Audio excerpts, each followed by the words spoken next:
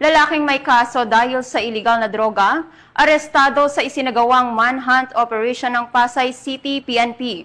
Ang buong detalye ay mula kay Patrolwoman Mika May Bahiwag. Nasa kote ng mga tauhan ng Pasay City Police Station ang isa sa mga most wanted person ng lungsod sa kanilang isinagawang manhunt operation. Pinangalanan ng Pasay Police ang suspect na si alias Eddie, 59 anyos at residente ng Pasay City kung saan siya ay may warrant of arrest para sa paglabag sa Section 5 Article 2 ng Republic Act 9165 o Comprehensive Dangerous Drugs Act of 2002 na walang nare-rekomendang piyansa.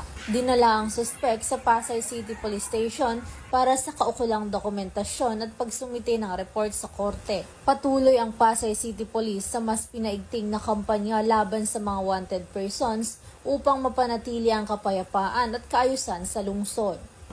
Mula dito sa Camp Bagong Diwa, Bicutan, Taguig City, ako ang inyong PNN correspondent, Patrolwoman Mika May Bahiwag, alagad ng batas, tagataguyod ng Balitang Pulis.